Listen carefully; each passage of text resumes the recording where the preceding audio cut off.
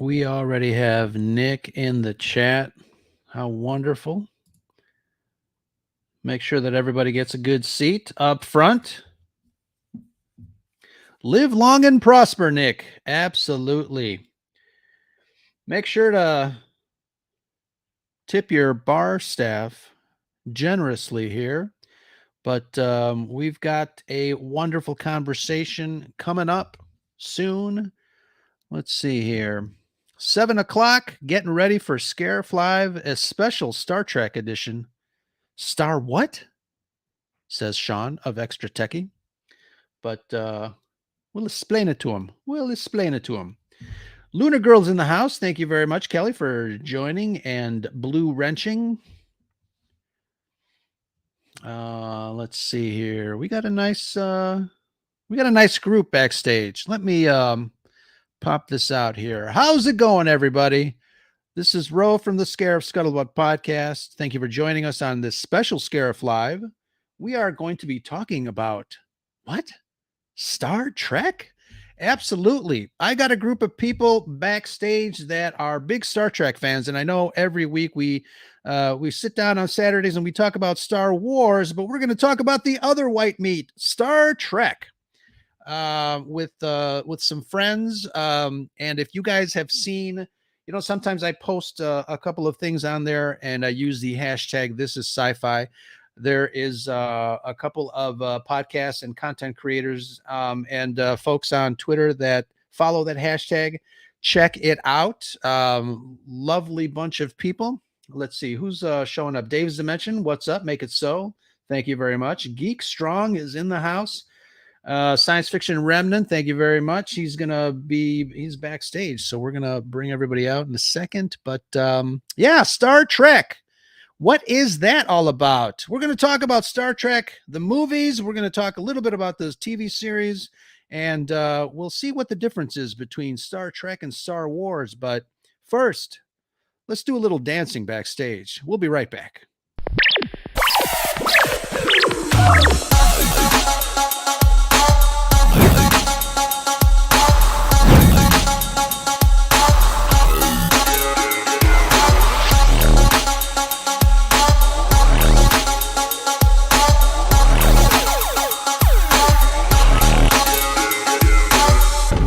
This station is now the ultimate power in the universe.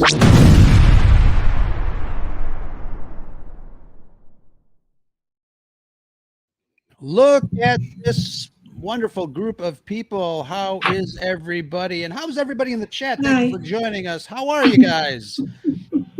Doing great. Star Trek? Did you say Star Trek? Star Trek, Charles. You haven't seen Pat, right? You haven't seen him anywhere, right? He's going to kill me. No. He's going to kill you. Don't tell him. He's not on Twitter. He has no idea what we're doing over here. That's true. It's very true. Absolutely. I'm okay. So, all right. I'm here for it. Let's say hello to everybody. Exactly. Let's say hello to everybody. We got Charles. You know him from the Conversations podcast. Charles, how you doing tonight? Fantastic. Looking forward to talk about some Trek tonight, the other Star franchise. Looking forward to it. Thank you for inviting me, and looking forward to talking. Absolutely. I know you're a big Star Trek fan. Sometimes we chat. We text each other some nice little Star Trek references, and it's always nice to kind of switch gears. It's refreshing. And next to you, we've got Danielle. Danielle, how's it going tonight? It's going great. Thank you. Excellent. I'm so excited that you decided to join us. I know we did an episode on the Scarif Scuttlebutt podcast together, and that was a lot of fun. And obviously, when we join our friends and talk geek stuff, it's always awesome to bring people back. So thanks for coming.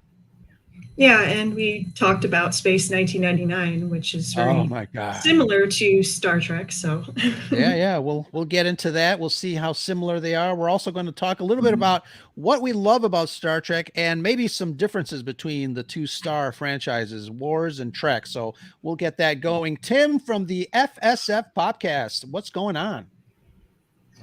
Hey, Ro, thanks for having me. Glad to be here. Yeah, long time listener, first time caller. No, I've always wanted to say that on somebody's show. So there you go. So I chose yours, and there we go. No, I'm just really glad to be here and getting a chance to talk Trek. I'm kind of new to the Trek community, so for me, this is a lot of me getting. If you see my head down, it's because I'm probably writing down notes, going, "Oh, I didn't realize that was in Star Trek." So yeah. Very nice. Very nice. Be a lot of noob observations tonight. So have one of your windows open on another monitor and have Google ready because you might need it. Right. Oh, you mean like my iPad here? Yeah, I'm already set. There you go. You are set. And we have Robert from the Science Fiction Remnant. How's it going, amigo? ¿Cómo estás? Muy bien, muchas gracias por invitarme. Claro que very, sí. very glad to be here. Thank you so much for inviting me. I don't need an excuse to talk sci-fi. Absolutely. That's Nice. the wonderful thing. You put out a call to your sci-fi friends and they show up, which is really awesome. Awesome. And speaking of sci-fi friends, we've got here we go. Let's see. Might be having a little trouble. Captain Chaos is in the background. Oh no. Uh-oh. Let's bring him on. There's a wild Geo entering the mix. Let's see if he Geo, can you hear us? Maybe not. Jump in when you can. That's the classic Let's Geo see. right there. Gotta love it. Okay, he can hear us, but he can't say anything. He's crossing Alligator Valley. He's on the road. So all right. There you go. Terrible, and my connection is shaky, guys. But I'm here. Excellent. Hi. We love Excellent. our Captain Chaos. Absolutely. So yeah, we got a wonderful group of people here tonight talking Star Trek. Thank you very much for joining us. And in the chat, wonderful group of folks in the chat. Thank you so much. Star Trek. So let me go around the room and ask you guys, what is it about Star Trek that you love? I'm going to start with Charles because I know intimately some things about Charles and his love for Star Trek. I know where you were going, Tim. Don't worry about that. But Captain Chaos is living up to his name there. I was just laughing at the eyeball getting so close to the camera. Just hi, how's it going? And the timing with the word intimate was quite uncomfortable for me. So yes, that's quite like that. Yes, Star Trek for me was really, I grew up, I'm old, so I grew up with the reruns of the original series and seeing those as reruns on Sunday morning. So I was very familiar with the original franchise. But then Star Wars was born and Star Trek was quickly forgotten because the syndication was done. However, The Next Generation was the gap between Return of the Jedi and the new, well, at least the special edition. So Star Trek always had a place in my heart, and Next Generation filled that sci-fi gap for me because I wasn't a big reader of the Star Wars books or the comic books.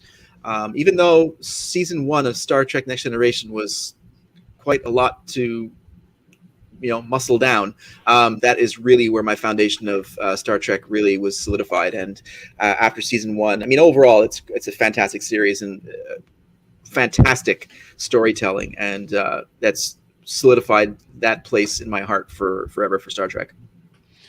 Yeah, there's so much Star Trek out there, and I think one of the things that I really enjoy about Star Trek is, you're right, it's the stories. It's the stories that are so I don't know, Star Trek, the original series obviously started in the 60s. There's a lot happening in the United States during that time, but they really did a really great job of kind of infusing some of those, life lessons into the stories. Yep. Danielle, what about you? What is it about Star Trek that you love? And I know you are a well-rounded science fiction lover of sci-fi, but give us the Thank you. 411. So I got into Star Trek through the 2009 Kelvinverse films, which I still love those films a lot. but my favorite Star Trek is the original series, the animated series, Enterprise, Star Trek Enterprise.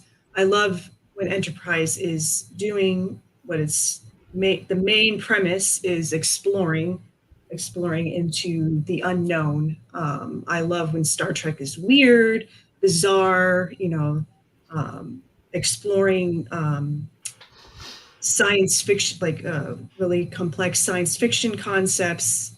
I'm trying to think, like even fantasy. What? There's an episode where they discuss fantasy, especially in the animated series. That was really refreshing because typically it starts, it's like sci-fi, and this episode is fantasy, completely fantasy. Yeah, well, yeah, there's some fantastical elements, which was really cool. But I love things like Q is one of my favorite characters. Classic. So yeah, so whenever any Q episodes, Death Wish from Voyager, exploring the concept of death, assisted suicide, just big conceptual ideas is when I love Star Trek. That's when it's the best for me, which is why Deep Space Nine is not my favorite. Like I haven't watched that one. I'm not interested in that because I want them to be exploring out into space. Yeah, Deep Space Nine is an interesting one, and I before we started, I said I started doing a rewatch. There are some very interesting concepts in Deep Space Nine, and I think it is a little bit more focused on a particular region in space, but there's a lot of like really interesting stuff in there having to do with actual war and terrorism and almost like World War II occupation, German versus the Jewish people, and there's a lot of stuff there that they kind of correlate with some of the stories. War crimes. There are some really tough episodes having to do with the topic of war crimes, and I think they do it. I think they do it pretty well. But there is a lot of bang bang pew pew in Deep Space Nine, especially when they get towards the whole Dominion Wars and stuff like that. But I think nevertheless, each Star Trek has some aspect of something that makes you go So yes, it's definitely sci-fi that makes you think. Well, yeah, and I like that. There's so much Star Trek, and there's always something new and different that different people could relate to. There's always like different facets to it. Sure, yeah, and Dave Zemenchen has a point that is well taken, and I think we wholeheartedly agree. Yeah. So, Robert, your relationship with Star Trek, give us the skinny. Oh boy, my relationship with Star Trek basically is a relationship that I have with all sci-fi IPs. My first Trek was TOS, the original series. I watched it in the late 70s, so I was 8, 9 years old. And I would watch it in black and white. And I think that, if you guys have heard me talk about this before, I think that started with when my uncle took me to see Logan's Run. And this is where my fascination with sci-fi started. And, we did a whole episode. You can actually listen to it. But that was I was 6 years old, and it was it did such an impression on me that I was those kids that were watching, Space 1999 and Battlestar Galactica, the Next Generation, and it just grew from there. Where I think, sci-fi and I want to say Star Trek is part of my DNA nowadays. I just watched everything, and I would have to say though, I am I think I'm with you when you mentioned that you were on the fence. I'm sorry, Danielle, when you were on the fence on Deep Space Nine, Yeah. because I had the same thought that you said, wanted to be all about the exploration, and that's what Star Trek is. Yeah. And I decided to watch it because I have a lot, it's one of those kids that would go to conventions. I grew up in Miami, so I would go to all the Star Trek conventions, wearing the uniform and all that stuff. Nerd. There you go. There you go. And a lot of people were telling me you should watch this, and at least give it a chance. And I think after the third episode, I was won over. And I was very curious too because I was curious about the Dominion word and all this stuff. So I very soon grew to love Deep Space Nines as part of that Star Trek collection. But then again, I have a completely different view when it comes to IPs, because in the sense of, and me and Ro have talked about this before, where I see a whole IP as a whole. So for me, and it's just my specific view, and like I told Captain Chaos when we were discussing this, if you don't agree with me, that's completely fine. It's just my personal view. For me, my personal experience with Star Trek would not be the experience that I have now if it wasn't for the collection of all the IPs that I have seen. That's including Deep Space Nine, TOS. And again, there's some things that, like, for example, the animated series is cringy, but it's amazing. It's awesome. And experiences that you see in there, for me, it makes the whole Trek complete. Yeah. Yeah, that's interesting. Cool. And let's take it over to Tim. Do you know what Star Trek is? There's a ship, and there's a captain, and there's some phasers or something. They pointy things. Slow down. I got to write this down. Exactly.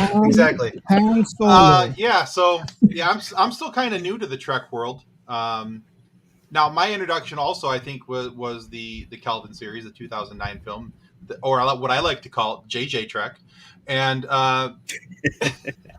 I actually really enjoyed those movies. It wasn't really. It's actually not fair to say that was my introduction, but that's where I guess I started liking some of Star Trek. I always kind of liked The Wrath of Khan. I always thought that was a very good movie. I always liked The Search for Spock. They lost me when they started trying to talk to the whales and time travel. The only thing that was funny to me about that whole movie was the hello computer part. Past that, I was pretty well lost with everything else that was Star Trek.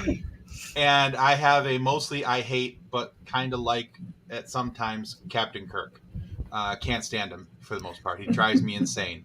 So I'm just waiting for the chance, the comments to come in with the pitchforks and knives in the comments here shortly. But so I kind of had to find my way around. I thought, I sat down and I watched Strange New Worlds. I don't know why I did, but I sat down and went, this show looks kind of neat. And so I'll give it a try. Absolutely loved it. I thought it was a phenomenal series. And every week, I was waiting for it, anticipating the next episode, which has never happened with me in anything Star Trek, where I was like, "Ooh, something new in Star Trek," so I felt weird about that. But here's what I've liked about Trek so far. I like the fact that I was able to stop watching TOS and go to TNG. That was an improvement of epic proportion.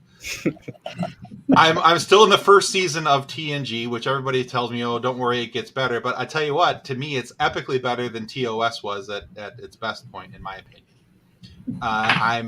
I'm drawn more to the cast of characters, and I think it's a very well written show so far. There are some moments though in TNG in the first season where I'm like, "Wow, that was the choice you made. Bold strategy, Cotton." And but I'm at the point now where I'm looking at it because there's been some episodes of both TOS, and I can't swipe away TOS as being inconsequential. It was mammoth for its time, and what it introduced into the sci-fi world. I will always give it props for what it is. For its time, it was an amazing show. Even now, in some respects, it's still an amazing show in my opinion. There are very good things about it. You know, there have been episodes that had made me stop and think, and like I sat up in my chair at night, you know, looking at my wood stove and watching the fire dance and go, huh. So man, that was a couple different episodes of TOS. It really made me stop and think. Now the thing is, I've never done that with Star Wars. I've never gone, wow, that's impressive. That really made me think, because although they're both in the stars, there's a different level of the stories that they're trying to tell and why they're trying to tell it. Star Trek is always hopeful, in my opinion. It's always hopeful of what humankind can be. And Star Wars is a look at the story itself. It's not it's more about the person, or that's the point of the story.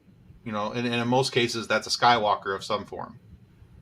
Mhm. But in Star Trek, even though, you know, it's never, in my opinion, and I might be wrong, because, you know, I've watched all of 2 seasons of, I didn't watch all of TOS. I watched like a season and a half, let's be honest. I tried a couple episodes of the animated series, and I was clearly not high enough for that.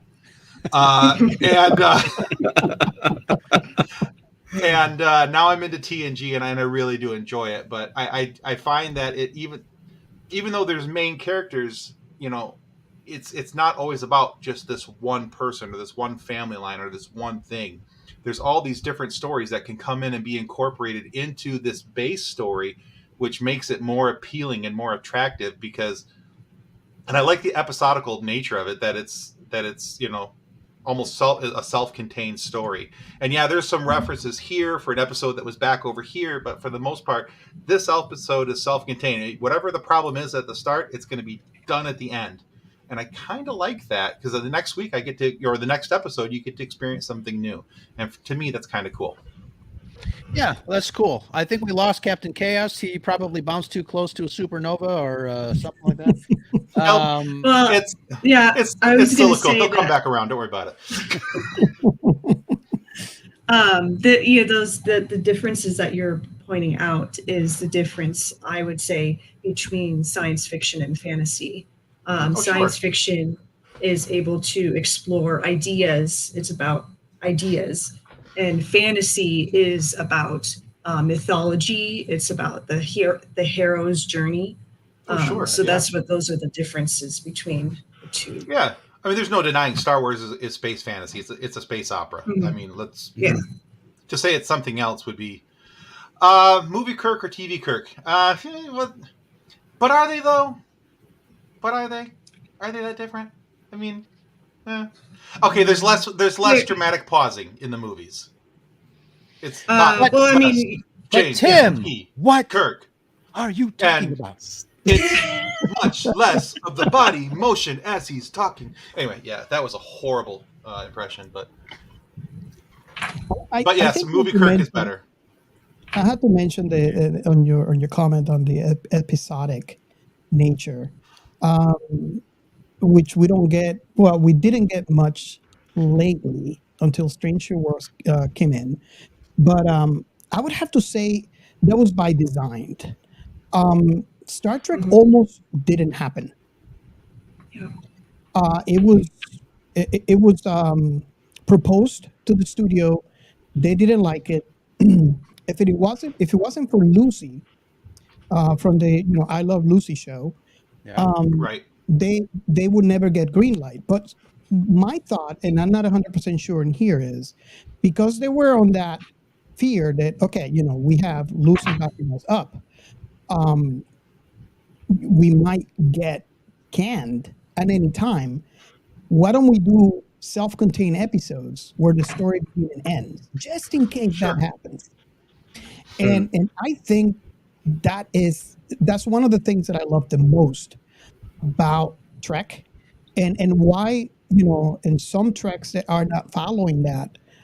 I was a little skeptic at the beginning, although I grew to love. It's the fact that you can watch anything you can watch it completely out of order, and you don't feel left out. lost in the story. Yep. Yeah. Exactly. Yeah.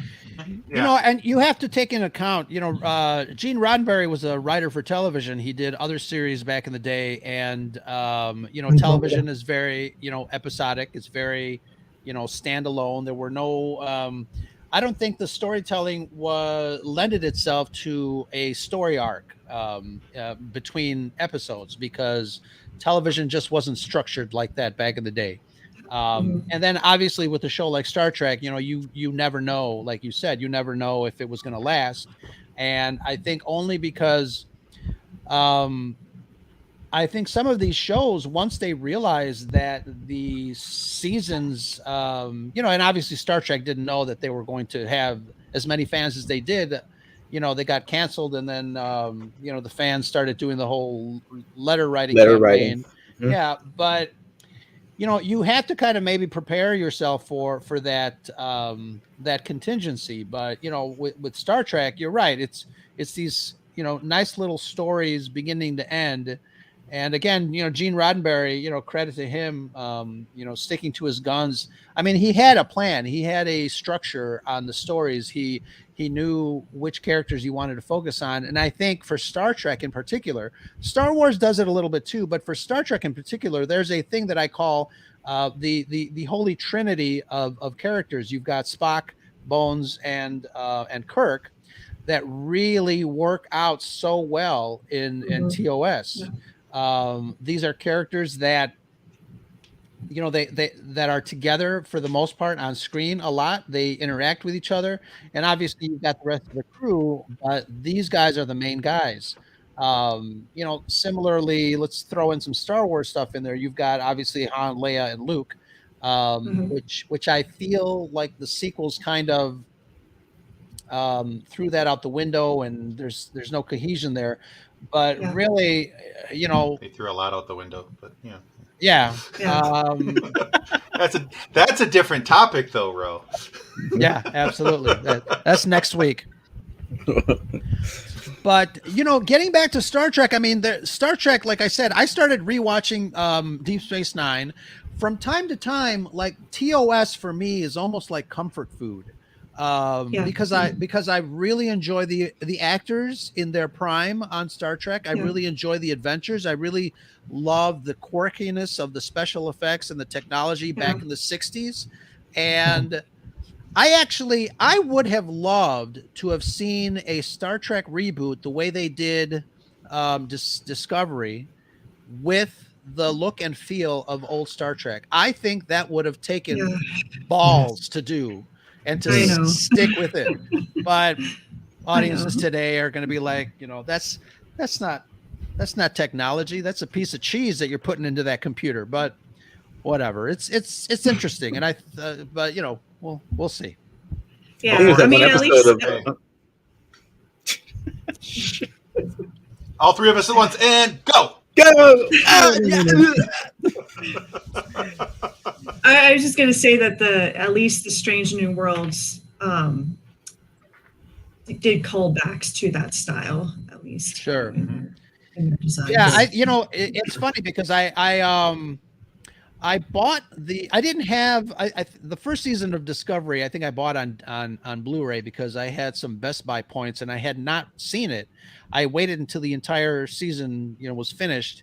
I enjoyed it for the most part because it was something new. And then how many seasons is Discovery on now? 3? 4.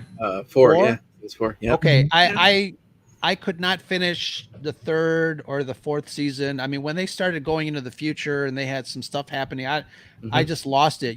Just something about the characters just didn't hit for me. It almost, they tried too hard. Obviously, the one thing that people really gravitated towards from Discovery was Captain Pike and his crew.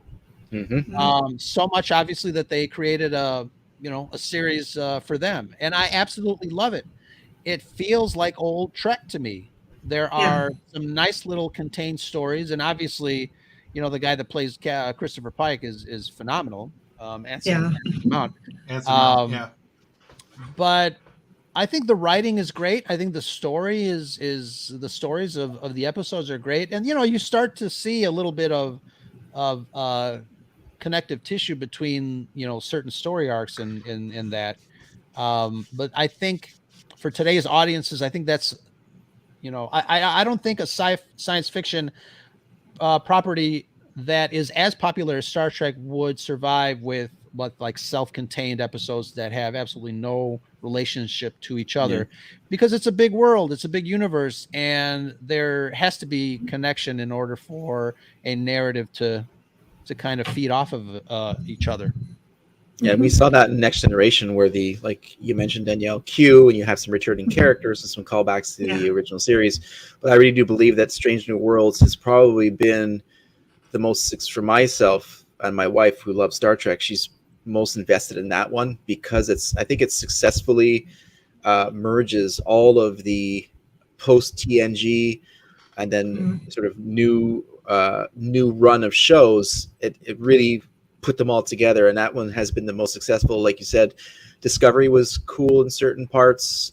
Picard season 1 was good. Season 2 was tough to watch.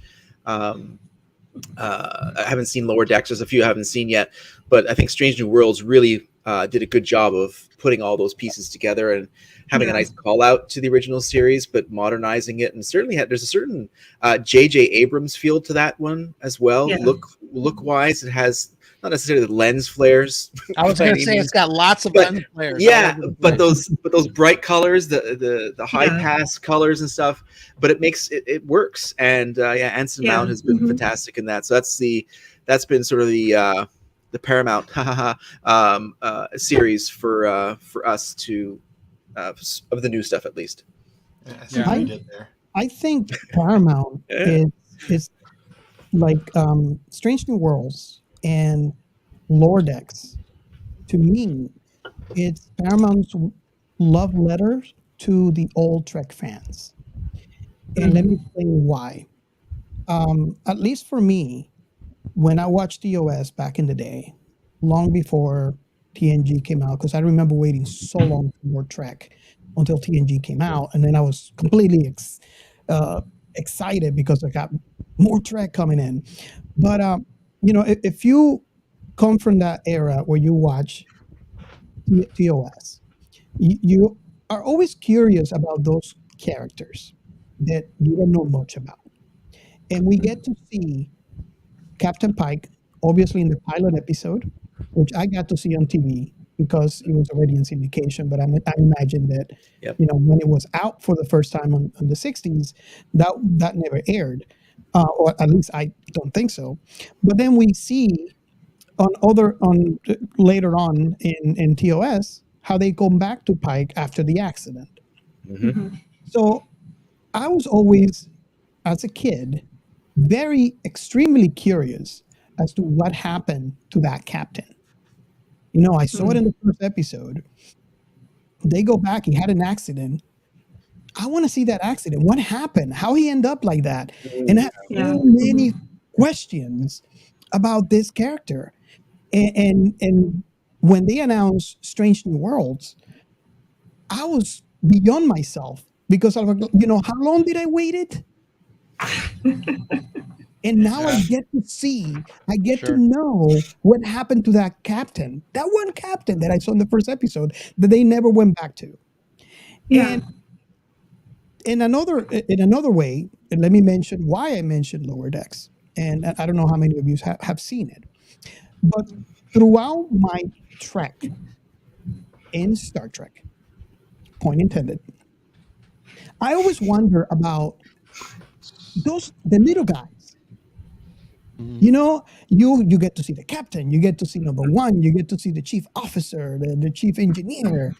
What happened to those little guys? Who are these people that clean the toilets? The people that actually wash the bathrooms? We got to see one time in Voyager when Captain Janeway decided to go down to the lower decks. And I was like, oh, cool, this is awesome. And I got to see the lower decks crew for the first time in Voyager. So when they announced, there's the one in TNG as well. Yeah, it's actually called Lower Decks. Yeah. So my point is, we don't have that many interact with that crew. And through my trek, I was very curious, just like I was with Pike. How are these people? What are their motivations? What they, what they do on a daily basis? How do they do this thing? And when they announced Lower Decks, I was like, is it really about Lower Decks? I had my doubts. And I watched the first episode and I was just like, my wife loves it. And I'm like, oh my freaking God, I finally get to see Lower Decks. And that's the reason why I mentioned those two things to me are Paramount's love letter to the old Trek person who have followed Trek since its inception. Sure. Yeah. I thought it was That's I thought it awesome. was great, especially for somebody who's trying to get into Star Trek. I think Lower Decks can be a nice, and I like to call them gateway drugs. Sure. Because that's what Strange New Worlds was for me. Really, that was the thing that said, "Oh, okay, if I like this, maybe I can watch more of this." And then when I was getting burned out on TOS and all of the Kirkness, I switched over to some Lower Decks, and it reignited the flames of hey, this is good content, and here's something else I can watch. Because it was entertaining, and it interjected a little bit of humor, and it had good story writing and things like that, and there was zero Kirk to be found, and that amused me greatly. And so I think if you're someone who's trying to get into Trek, Strange New Worlds and Lower Decks are great new content for you to be able to jump into, especially because, to me, now from the outside looking in, Trek is very daunting because there is so much of it. We've had all these different series, and there's the uneasiness of where do I start? Where do I jump in? Where do I begin? There's all this different content and Robert's showing off all of his books. You can ask him. Should I continue? You could. I know you could, Robert. That whole shelf is full. But so for me, it was very daunting. But to have a couple of things where I could go, okay, here's something that it isn't necessarily it's outside of the box of the normal things, and I didn't feel like I had to have a whole lot of knowledge of Trek knowledge to jump into these things. Whereas if part of the issue for me was with TOS is that it's been around for so long, and so many people have talked about it for all these different ways, and I love this episode and that episode, and this means so much to me, all these different things. For me, that's part of why it was so daunting, is because there's all this history and all this lore attached to TOS, and I didn't understand a bit of it. But I didn't need that for Lower Decks, and I didn't need that for Strange New World. I could just sit down and enjoy the episodes at face value. And so I didn't have to worry about all these different things and all these things I thought I needed to pay attention to. It was just sit down and with a bowl of popcorn and watch some TV. It was just good old-fashioned fun. Yeah. Nick at Backyard TARDIS puts up an interesting point. I have not seen Lower Deck, but he says, I don't know if Lower Deck's humor would work without knowing Trek, because the jokes are so inside jokes, fandom-wise. It does. Yeah. I think there's enough humor in there on other things that you can enjoy it without having to know everything about the show. Yeah. I think Lower Decks is one of the reasons why I started the Trek rewatch with my wife, because and see, now I'm thinking about in retrospect, because we had multiple conversations, and I remember watching episodes for Lower Decks because my wife loves Lower Decks, but I remember pausing multiple times to explain. Okay. And I would switch over to YouTube and find a clip. It could be from TOS that they're referencing. It could be from The Next Generation they're referencing. And it took us so long. And my wife said, you know what? You know about Star Trek. Why don't we just do, the watch in order? So then I don't have those questions. And that's how I ended up doing the rewatch, which I'm not complaining. Because this is the first time I'm doing a rewatch when I'm adding the new stuff, which I didn't have before. But I would have to agree with that comment. Lower Deck has a lot of, you don't really need to know to enjoy the show. But it happened that to me, it took me longer to watch because I had to pause and find YouTube videos to show my wife. Yeah. That makes sense. I find that all interesting too, especially in an IP like Star Trek and Star Wars to a point, because you've got so much stuff out there. Like when you bring in new fans, like where do you tell them to go? Especially for Star Trek, like where do you go? And I know Chantel recently started watching Star Trek, and I think she started watching a little bit of the original series, and she's on to the Next Generation, like you are, Tim. But yeah, it's like where do you start, and how do you it just seems daunting. I have a Just list. Yeah, of course you do. No, he does. It's actually a pretty good list. I haven't Yeah. followed it because I was already into my own watch, but the order that Robert has actually makes sense to me. Yeah. I just yeah, his list is way cooler than what I put together in my own head. So I want to address longtime listener has been asking us to really talk about a certain something, and I wanted to ask you guys what your favorite story arc in any of the Treks is, and I'm going to start really with mine. And I remember, seeing the Next Generation as it aired on television in what was that, 1987 Yep. on the UPN. Yep. It was amazing to have seen the season finale of the Best of Both Worlds Part 1. Oh, God. And seeing the Borg, being introduced after we saw them, initially when Q kind of messed things up. But the Star Trek obviously has a plethora of wonderful characters and bad guys. The Borg is probably, they've been solidified in the annals of the Delta Quadrant. As some really great bad guys. But I wanted to go across the room here and ask what your favorite story arc in any Trek is. I'm going to start with Charles. Oh, great.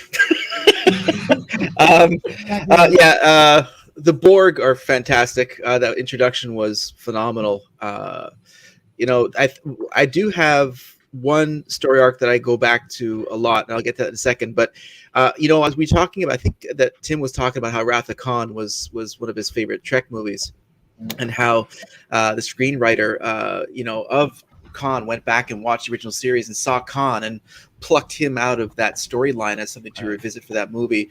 There was an episode in the first season of TNG that had those creatures, those beasts that were sort of invading the higher echelons of Starfleet, and the episode ended with a beacon, and it had that sort of cliffhanger. I'm just saying that could be a fantastic revisit movie if anybody's listening. But anyways, the one arc that I really... I'll call Kathleen Kennedy. Oh, wrong franchise. Sorry. Pause.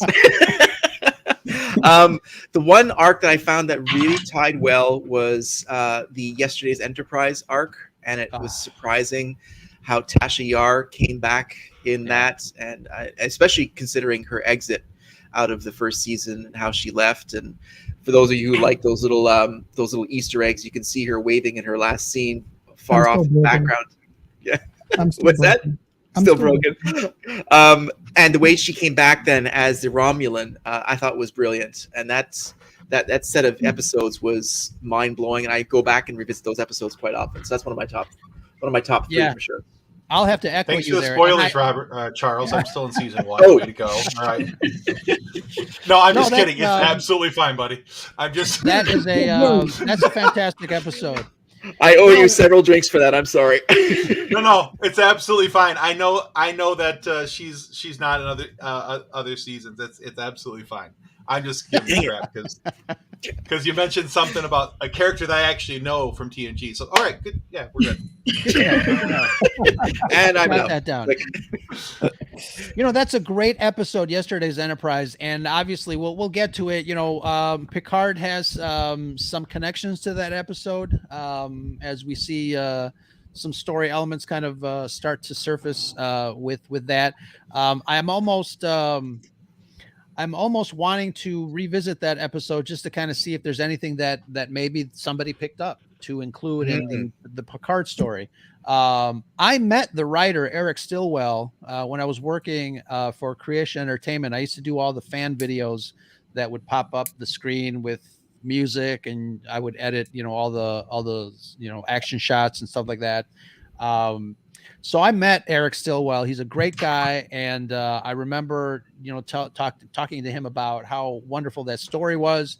Very cool. Very, very cool. The way that they brought everything back. It's just a phenomenal story arc, and it was, again, very self-contained. Yeah. You had the iconic Enterprise C show up, and it was just a wonderful story. Yeah. So I definitely one of my favorites, obviously, because of that. Danielle, what about you? For me, it would have to be Spock's character arc. Ooh, nice. Throughout the original series, and then the movies, and then the few times that he showed up in TNG, and then now we're going back to when he's younger. Are you including that too? Yeah. Okay. Yeah, I think that, the one thing, Spock is my favorite character. I really relate to him. And it seems like no matter what period of his time, of his life that they're exploring in Star Trek, I always relate to his, struggles with identity, with his emotions, with existential questioning, and so I just love how I love where they take him, and he doesn't. I kind of like how he doesn't have like a beginning and end. Sure. Because he goes into the Kelvinverse timeline, even though his life ends there. His life is kind of like a circle. I kind of was thinking about that, where it's like I don't view Spock's life as linear. Linear, yeah. I kind of view it in holistically, like what he's learning at different points of his life. I don't know if you guys are familiar with the movie Arrival at all. Yeah. Oh, another Denis Villeneuve classic. There we go. Oh yes, am I familiar with that? Yeah.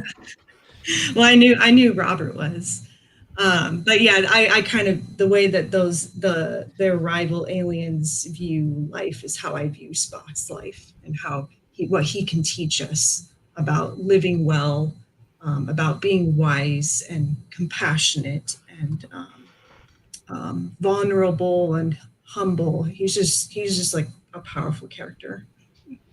Absolutely. I think Leonard Nimoy too is one of those actors that you can just watch him in anything. He has such gravitas and command of whatever it is that he's playing.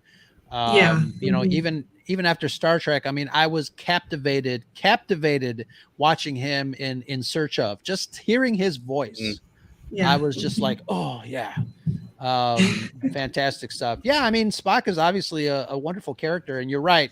Him showing up in the Next Generation was, I think it was a little bit more than a ratings stunt, because it did offer some really unique continuation of him, and you wonder what he was doing, and obviously Unification has that aura of bringing the Romulan people basically back together. So it's a really it's a really great story arc. Yeah, and I loved how they showed the fruits of his labors in Discovery, where we see the merging of Romulan and Vulcan. Like his dream comes true, like in the future, and it's really beautiful. Yeah, absolutely. Yeah, I would have to agree. Robert, your favorite Star Trek story arc in any Trek? What do you got? Oh boy, that's going to be a hard one, and let me explain why. I always thought of myself as being kind of like a Trek historian if I was in that world, because my arcs in the whole Trek has to be every situation that recalls how a specific alien race either join or interacts with the Federation. Like, for example, it was a joy for me in Enterprise when we see how the Andorians got involved I love with the that. Federation. And fast forward to DS9, the whole Dominion War. It's that whole arc. I find it amazing because you got to see, something that prior to that I only saw in writing. But you get to see firsthand, the politics behind it, the military tactics, and the whole situation that happened in that war firsthand. So, and those are just only two examples of two arcs that I like. But that's the reason why I said I kind of like to call myself, if I was in that world, a historian, because it seems to me that every arc that involves stuff that is in writing that I haven't seen, like the introduction to, example, the Andorians, I find it extremely fascinating. Mm-hmm. That's awesome. Yeah. Yeah, I mean, Star Trek has a lot of, obviously, because it's kind of like an organization that goes out and explores, et cetera, et cetera. You got a lot of politics there. They don't, I don't think they stay in that political realm too much, because it's a little bit more, I kind of equate it to a little bit more, space frontier, exploring, and maybe not as much politics as Star Wars has had lately. But I'm all for it. I love the political machinations of what Star Wars is showing us currently. But the politics in Star Trek cannot be denied or overlooked, because obviously you've got different species, you have different aliens, they've got borders, there are wars back and forth. You got the Klingons, the Romulans, Andorians, and some new ones in the television series. So it's just it's a wonderful conglomeration of, I don't know, just all societies kind of trying to working together. But obviously that's one of the things that Gene Roddenberry was trying to establish with the show. But Tim, you are a next generation newbie, but I'm sure you've got a couple of favorites. Actually, I do, and my favorites have nothing to do with Next Generation. So, so one of the things that I've discussed my dislike for TNG, but not TNG, but TOS rather. Excuse me, I'll get my acronyms down here. But I loved it. I love the episode of Space Seed from season 1 of TOS, and the introduction of Khan and everything that's going on in that. And I love how that came out, to the movie, The Wrath of Khan. I think Khan was one of the premier bad guys. He's the premier villain, and just everything that he does is so just deliciously and delightfully maniacal, and he's just such a good bad guy, sitting in his rich Corinthian leather chairs, and it was just really well done. Exactly. But I've always liked that transition from the episode of Space Seed to the movie, because I'd watched the movie first. I had no idea that Space Seed even existed years ago. Oh, wow. And my friend told me, says, you got to come back and watch this episode of TOS, and I was like, yeah, I'm not going to do that. William Shatner sucks, so that's not going to happen. But I gave, and I'm so glad I gave in. I really am. I'm so glad I gave in, because it is such a good episode, and it sets the table. So when you sit down and you start watching the movie, you understand why Khan is so upset about being marooned on SETI Alpha 5, what's happening, and how he feels like he got screwed over, and all these different things. And so to me, that is just such a good story arc, and I love the way that he transitions even from the Wrath of Khan into the search for Spock. Sure. And how that story then continues, So that to me was one of the great story arcs or storylines in Star Trek, and that was from the outside looking in, somebody who didn't like Star Trek but liked those things, and those things always kind of sat with me. Oh, awesome. And I then think- go ahead, Robert. No, go ahead. Okay, I was just gonna say the other thing that that I liked is, and now it kind of means more to me because now I've watched the episode with the Gorn in TOS, and then to watch it again, the Gorn in Strange New Worlds, was just fantastic, and I loved the fact that and I know that there's separate storylines, and there's clearly a difference between the Gorn that we see in Strange New Worlds and the Gorn that we see in TOS, clearly, because you've got practical effects versus special effects, and the age of changes in technology and all those wonderful things. But it also has to do with the fact that one of the reasons I really like that story too is we got to interview Bruce Horak, who played Hemmer, and talking with Bruce about that episode in particular, and how they had it set up like a horror movie on set, and all the things that they went through to be able to keep that going. It's really cool to hear the background, the behind the scenes stuff of how they got that scene set up and how they went through it and everything else. So, that's awesome. So for those are my two favorite things about Star Trek thus far. And supposedly that's Ricardo Montalban's real chest. So there you go. As we discussed, I liked the Gorn in the Andor series. Actually, that was his best appearance, in my opinion. But I have to take some offense, though. You got, without Shatner as Kirk, I would say that series would not have existed. Even aside from the brilliant writing, I think Shatner was the central character, and you had Nimoy as one part of his conscience, and Dr. McCoy as his other part of his conscience, and Kirk was in the middle. Yeah. And without him, oh, there you go, Matt Vader. There we go. You got your first pitchfork comment here. So I knew it was coming sooner or later. Yeah, I mean, he may be a sort of an eyeful to consume as a character, but I think he played it brilliantly. And without him and without his performance, that series would not have existed. In my opinion. I don't disagree with you one bit. I don't think that there is a Star Trek moving forward without William Shatner. There's not a Star Trek without him playing James T. Kirk. I get all of that. He was just never my cup of tea. I've never liked Shatner, and the only thing that Shatner has done that I like, there's a movie called Fanboys. He's got a bit role in Fanboys. Past that,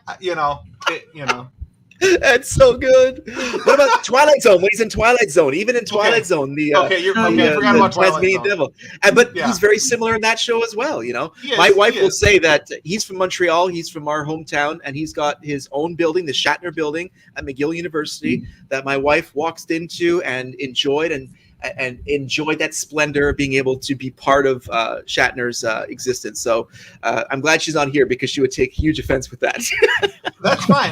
The thing is, and I've always said that I don't expect anybody to agree with me, and I'm not offended if somebody tells me that, hey, your opinion's stupid. I'm okay with that.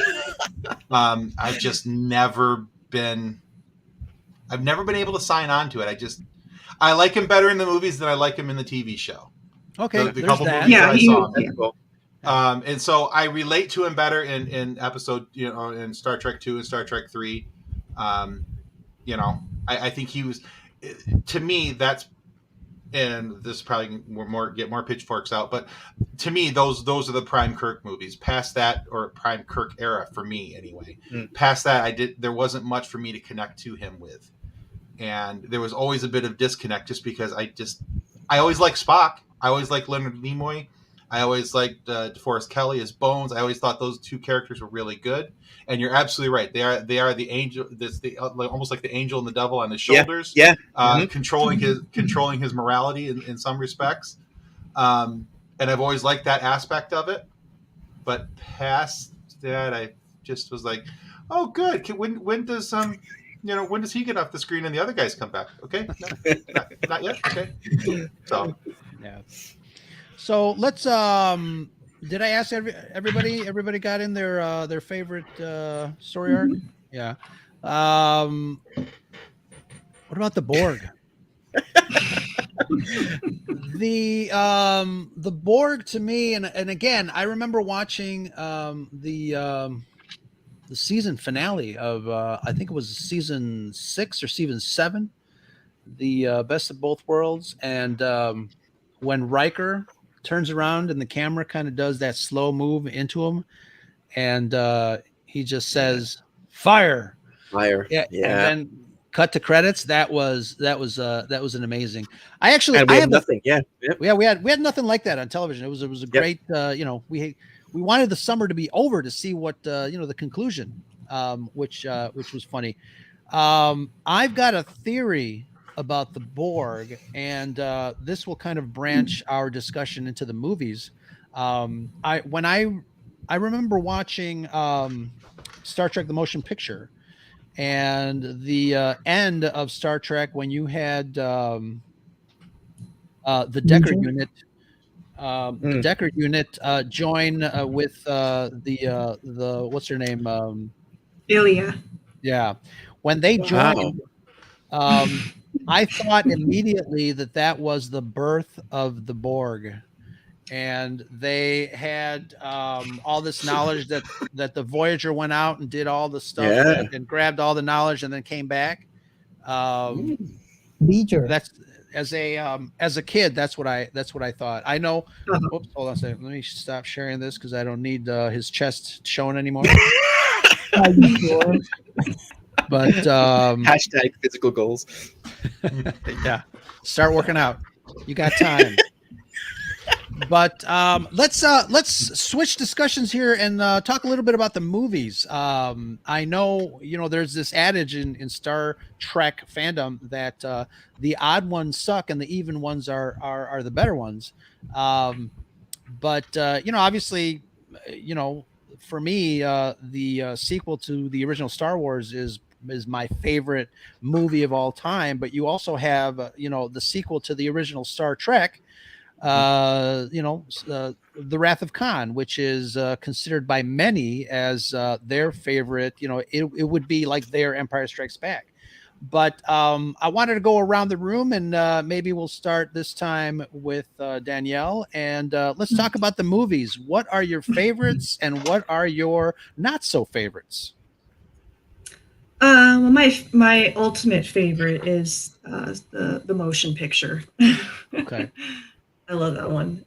To me, it's like one of the top science fiction movies of all time. So that one and Undiscovered Country, and I do like The Final Frontier for its potential, because I love the character of Sybok. Sure, and but we're getting him back. Yeah, I know. I'm excited. Spoiler. Yeah. But yeah, so the motion picture to me, obviously exploring those big existential themes. I don't like that Borg theory because that totally goes against the thematic conclusion of that film. To me, that film shows how the beauty of marriage shows our inherent need for a creator. There is that connection between Decker and Ilya, and the fact that the both of them together, Voyager, was looking for his creator. There's like this desire looking for this creator. Spock was looking for the truth. And then what Spock realizes that it was this simple feeling, it's connection, it's relationship.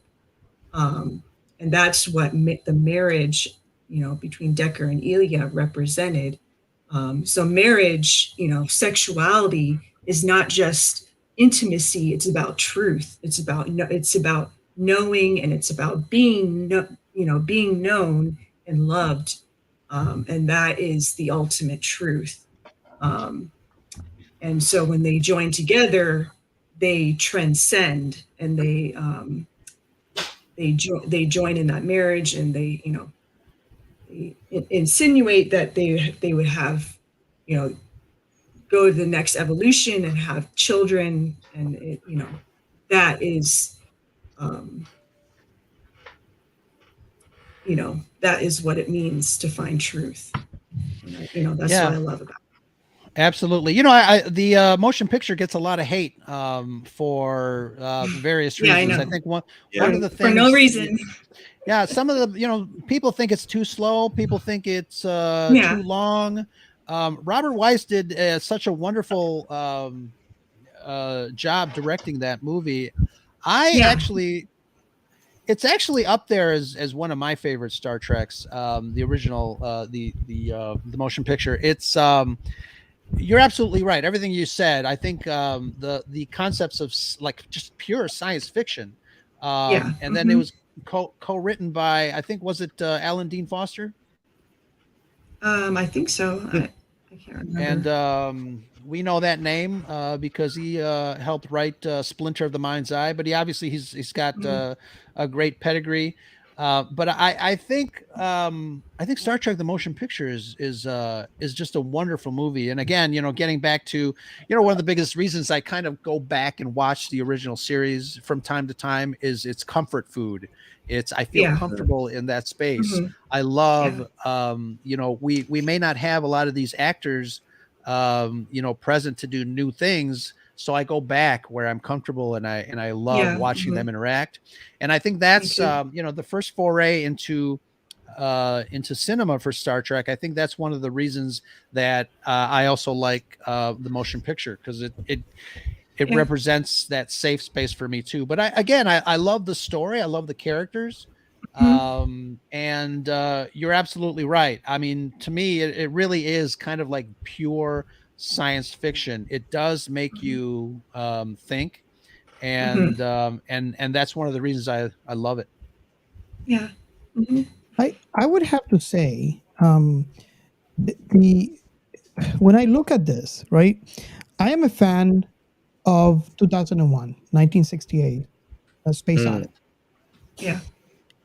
I think the motion picture was kind of like a love letter, and I don't know if this is accurate or not, but it just kind of seemed, by me watching both movies and seeing the comparison, it's a love letter from Star Trek to this creation that is 2001. And I think that the reason they selected this was, this is going to be our first movie. We want to make an impression. This is actually science fiction. What better movie to mirror after than one of the best science fiction movies in the cinema, which was 1968's 2001: Space Odyssey.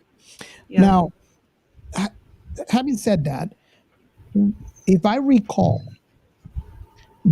obviously I was not alive when the 2001 Space Odyssey came out. I watched it after the fact, but I was so enamored with this movie that I actually did some reading about the time that it was released into the theaters. And in comparison, both movies get the same kind of comment. The movies were really slow.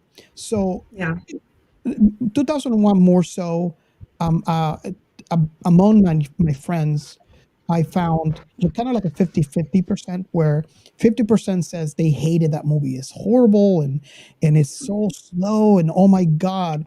And then the other half is like, oh my God, this is the best movie I ever seen. And I kind of get the same comments from the motion picture. Yeah.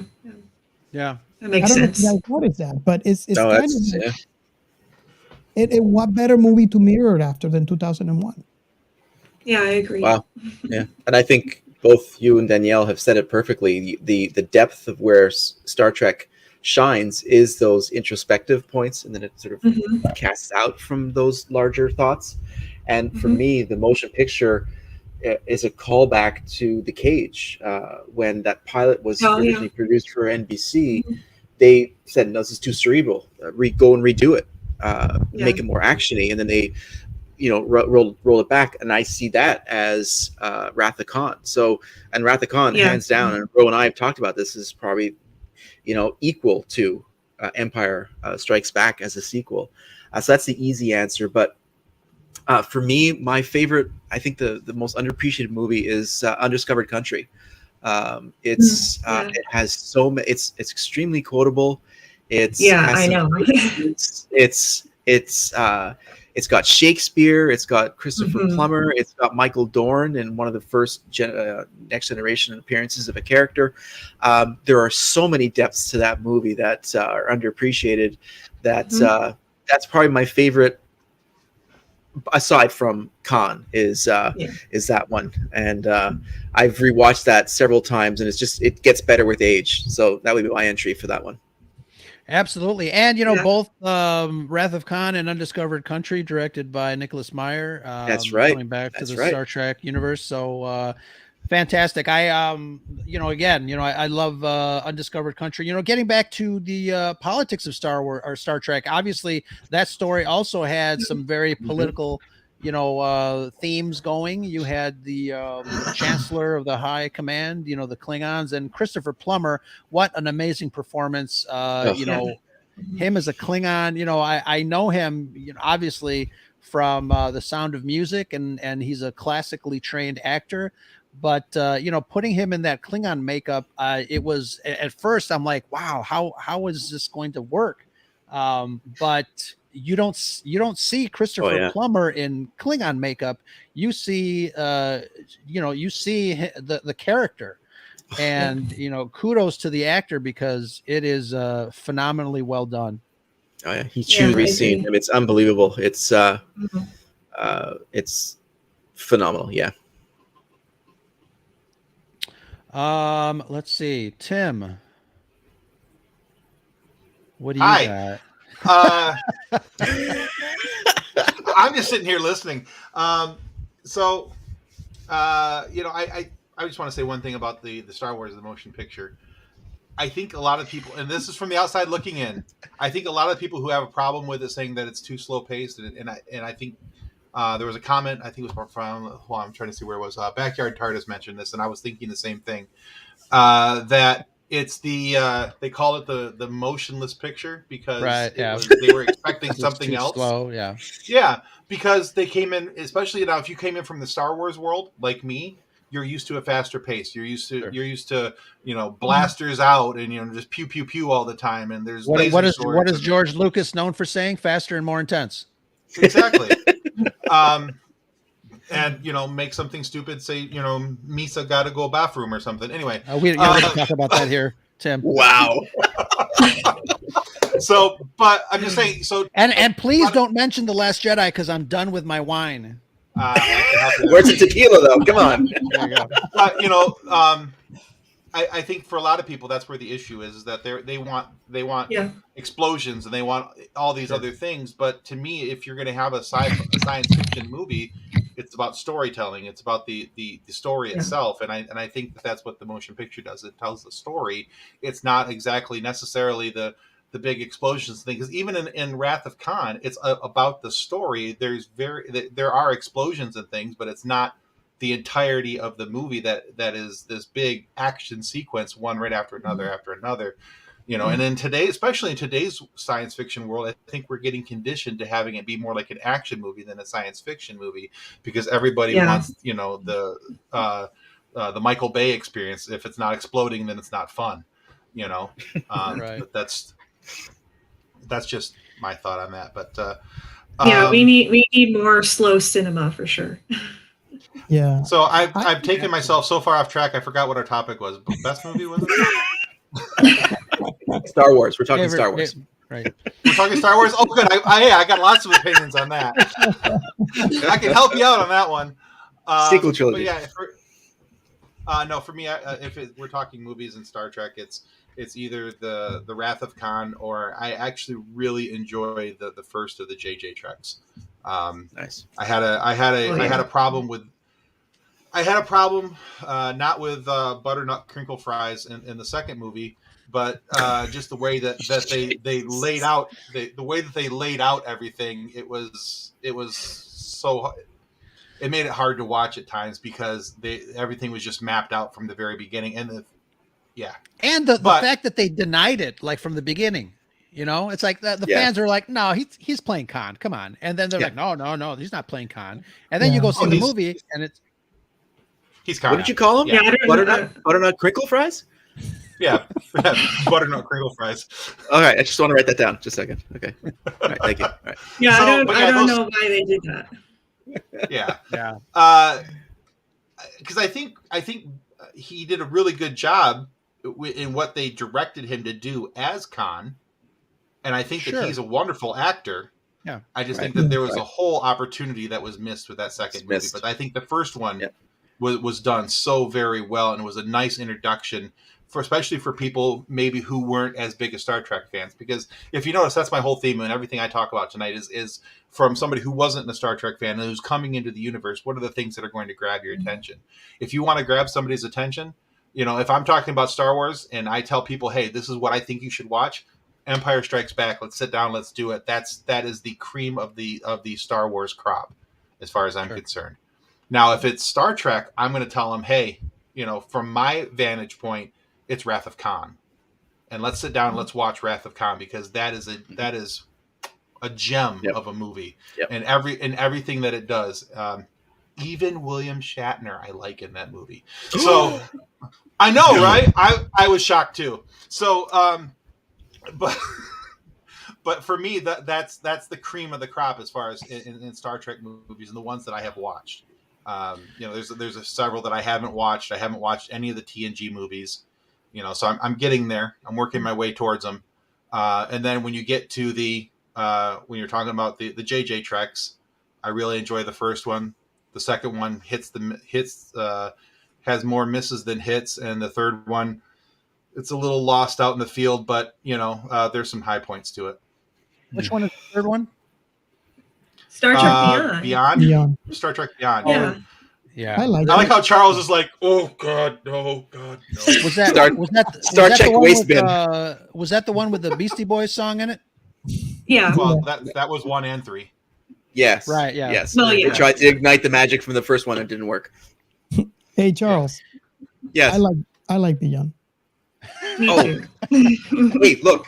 If anybody finds, it's the same thing with the sequel trilogy of Star Wars. If you Right. enjoy them, that's Fine. fantastic, and that's you find what you like. I mean, I like The Last Jedi. Sorry, Ro. I know there's no tequila, but That's all I have no, what to happened? get out of this. Is just say how much I like Last Jedi. Yeah. Last Jedi is a beautiful movie. For me to poop on. You know what? For $200 million, it better look good. it was very artistic. But I digress. You know, I think one of the things I think too that really works with Wrath of Khan is obviously the actors have a history together. You know, you saw it in Yeah. Space Seed. There is a story arc that kind of, you know, transpires over the course of time, and they are kind of back in their element. I think Kirk did a phenomenal job with the script. I think the story was great.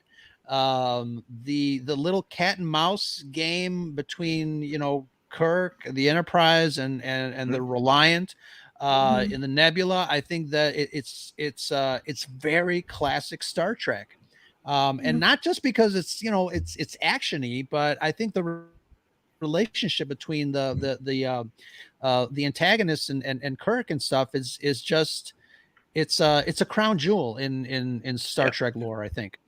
It reminded And me the of the re- Hunt for Red October. Oh, absolutely. Yeah. Oh, sure, Nice. Yeah. That's a great. Yeah. that's And the a great fact that call in like there, Tim, Robbie.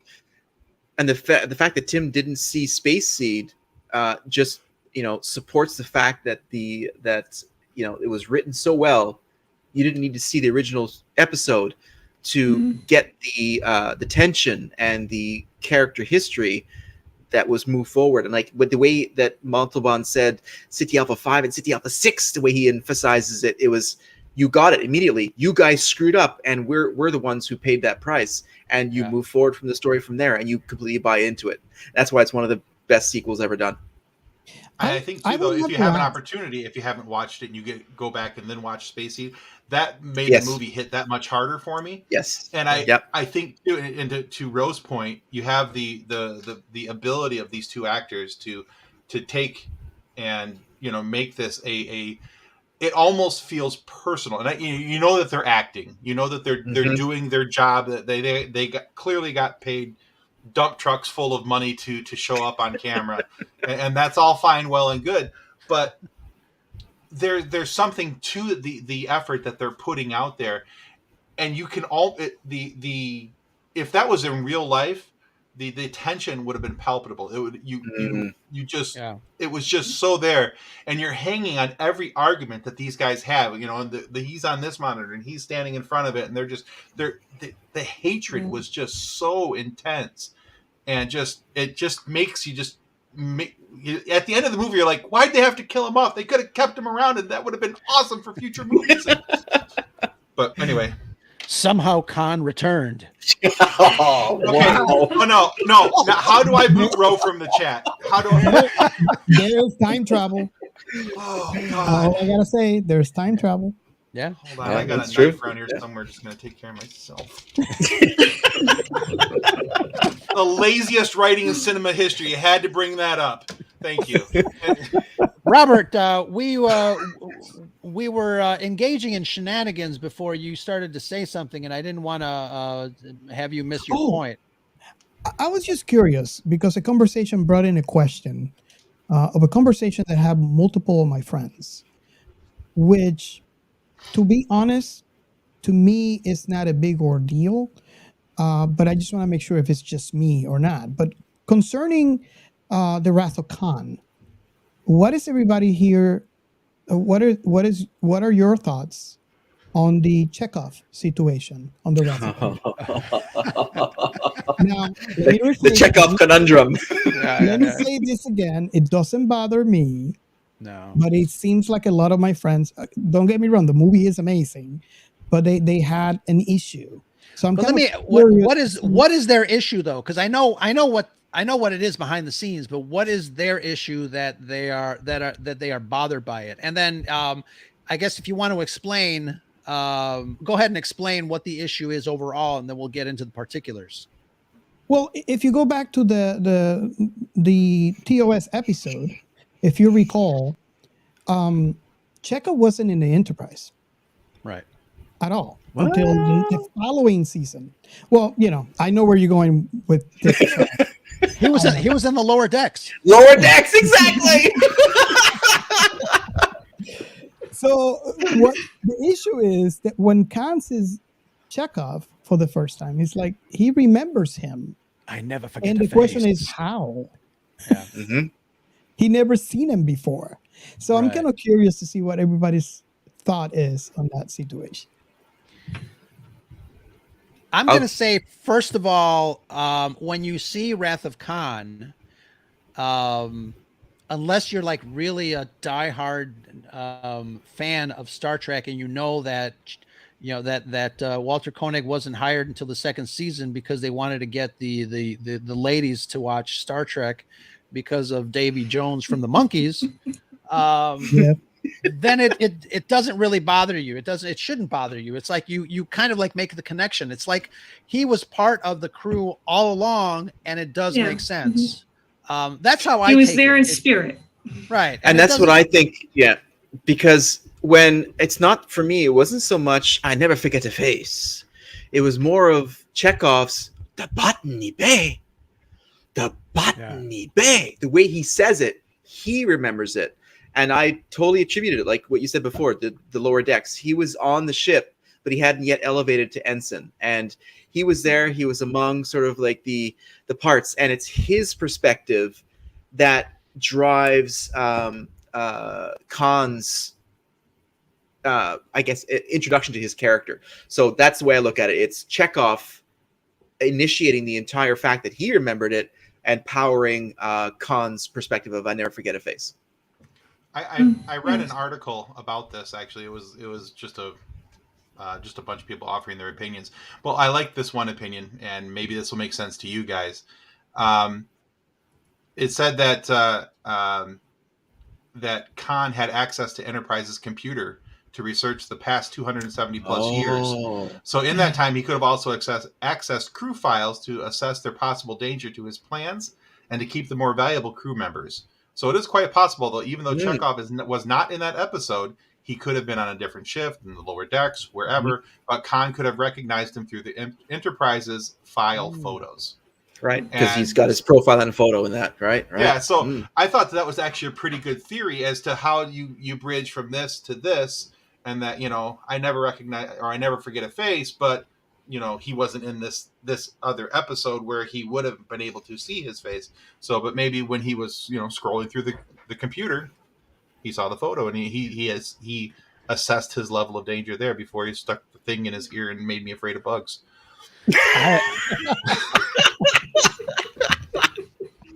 I remember watching you on your profile page on your Federation MySpace page. Could happen. Could happen. Currently available. I was a subscriber to your OnlyFans. I never forget a foot. Oh my God. Oh God. And there's the line. But Danielle, what do you think, Danielle? Does it bother you, or are you cool with it? No, it doesn't bother me at all. Like, those things don't bother me, because I'm always about, you know, the spirit of the story. Sure.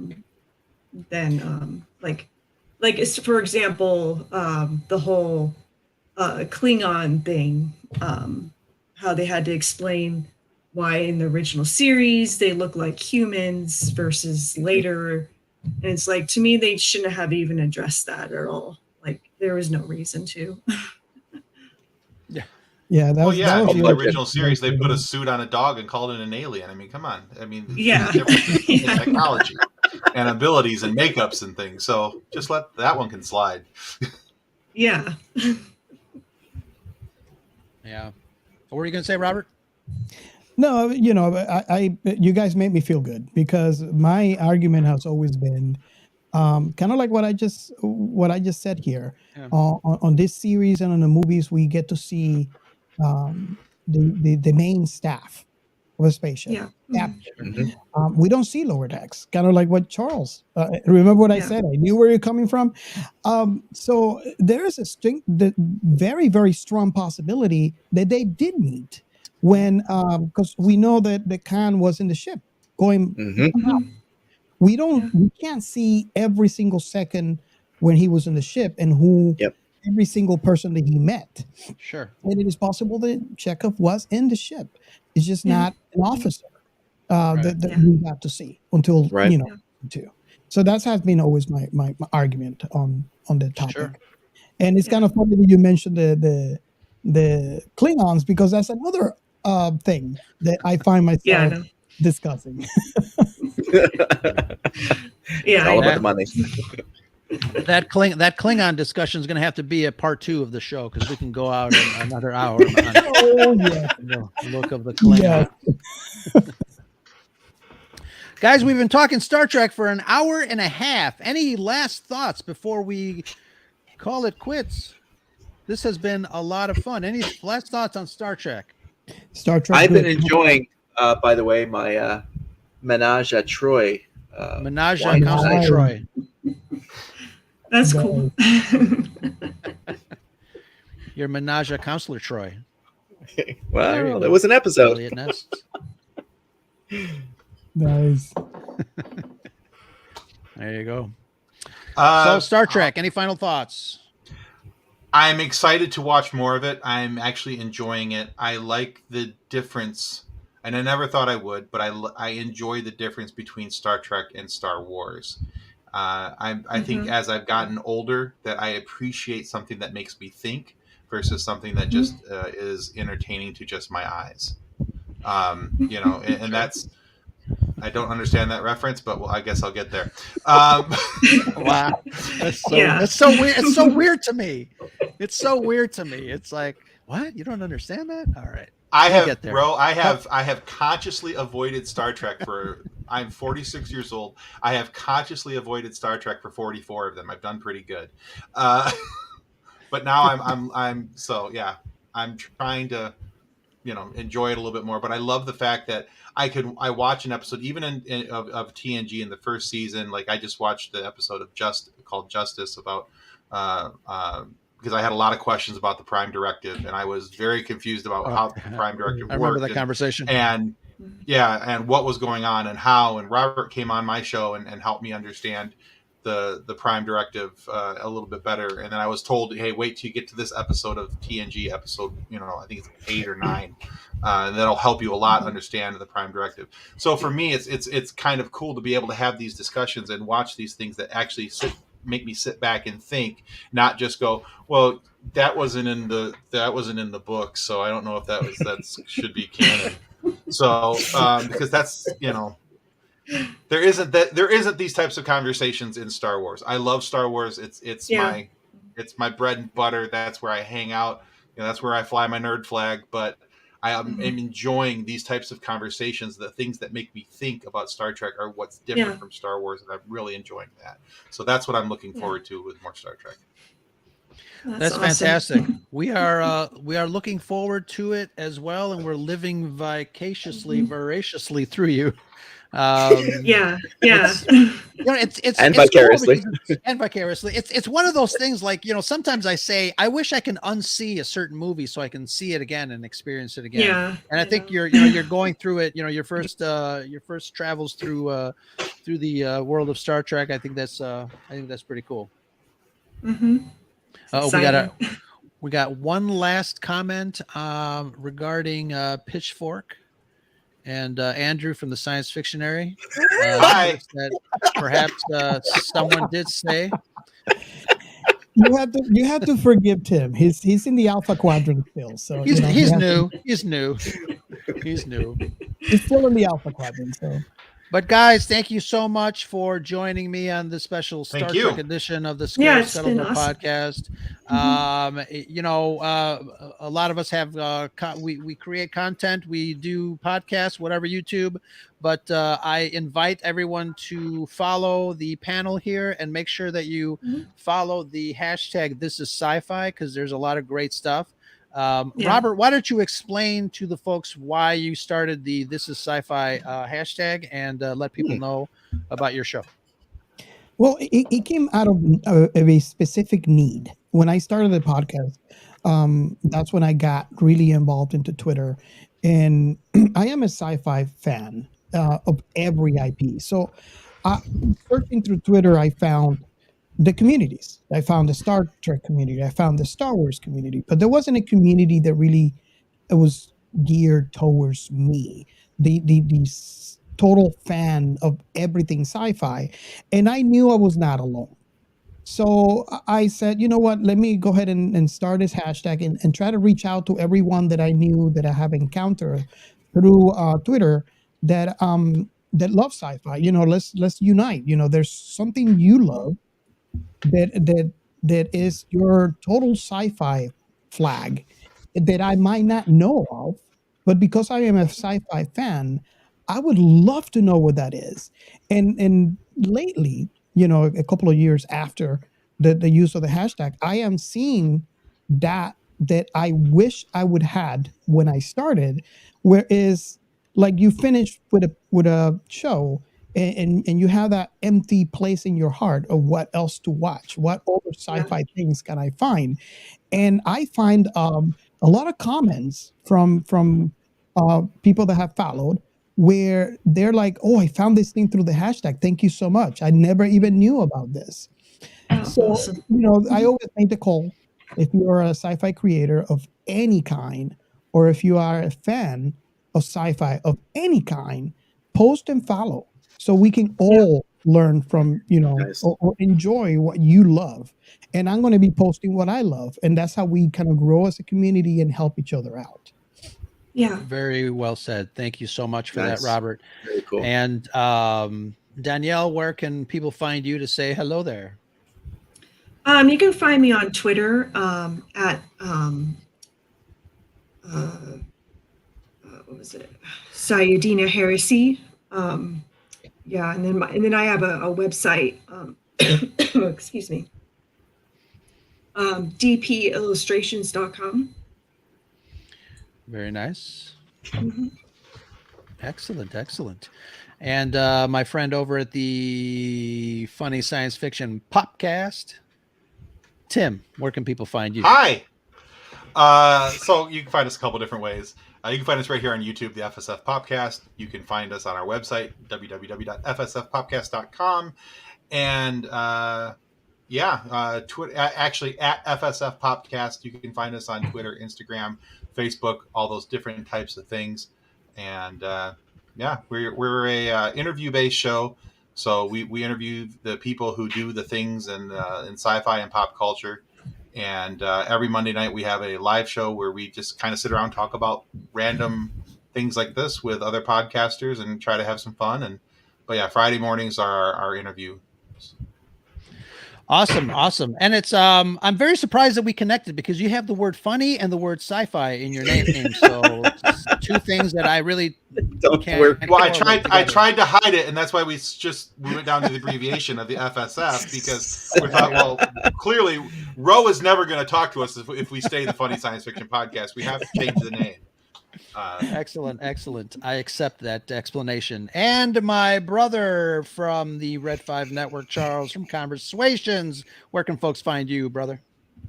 Pat does this. Pat This is does not my the thing. social media stuff. Sorry. Charles is like, I just show up. I mean, come on. I just push buttons.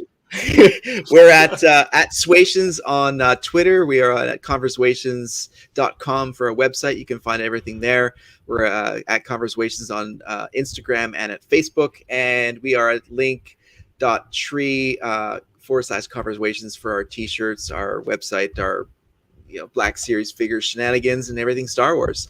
And that's where you can find us. And we are part of the Red 5 Network, part of the one of the founding members of the Red 5 Network. Very proud. Absolutely. Thank you very much. We started with 10 podcasts. We are over 37?